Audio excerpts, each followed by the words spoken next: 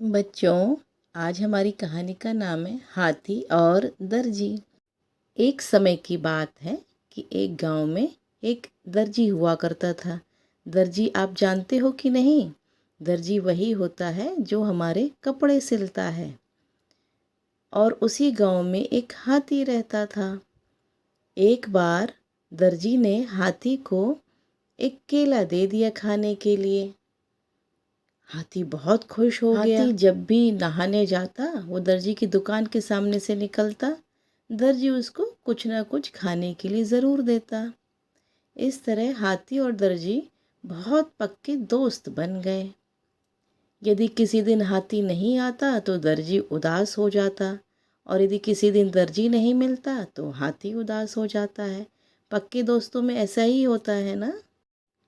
एक बार दर्जी किसी बात को लेकर परेशान था। वह मन ही मन थोड़ा सा दुखी था।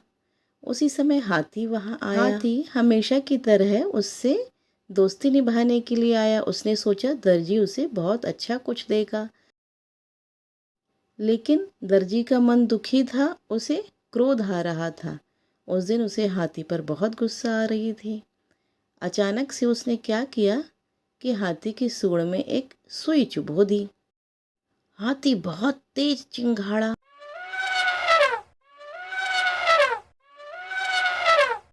उसे सुई से बहुत जोर से लग गई थी। हाथी वहां गुस्से से पैर पटकता हुआ चला गया। उसे दर्जी पर बहुत गुस्सा आ रहा था कि उसने उसके साथ ऐसा क्यों किया। जब वह वहां नदी में नहाने पहुंचा तो उसे दर्जी का वही व्यवहार दिमाग में याद आ रहा था कि उसने उसे कैसे सुई चुभो दी। वो तो इसका इतना अच्छा मित्र है, तो भी उसने इतनी बुरी तरह सुई चुभो दी। वो दिमाग में उसके चलता रहा। तभी हाथी को भी एक शरारत सूझी। उसने नदी का जो कीचड़ वाला पानी था, जहाँ बहुत गंदी थी नदी, वो पानी अपनी सूंड में भरा और चल दिया दर्जी की दुकान पर। और वहाँ जाते ही उसने दर्जी के ऊपर, उसकी दुकान में, वो सूंड में जो गंदा पानी भरा हुआ था पूरा उंडेल दिया। दर्जी के सारे कपड़े और दुकान में कीचड़ ही कीचड़ हो गया। दर्जी बहुत परेशान हो गया। वो तो हो ही जाएंगे ना। जब हाथी ने ऐसा किया तो दर्जी को अपनी गलती समझ में आई। उसने फिर हाथी से अपने गलत व्यवहार के लिए क्षमा मांगी कि मुझे माफ़ कर दो, मैं आगे से ऐसा कुछ नहीं करूँगा। अब शिक्षक बच्चों से कहें कि वो अपने शब्दों में इस कहानी को सुनाने की कोशिश करें।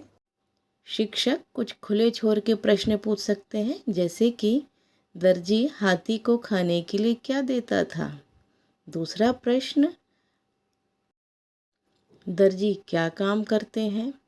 तीसरा प्रश्न, हाथी कहाँ नहाने जाता है।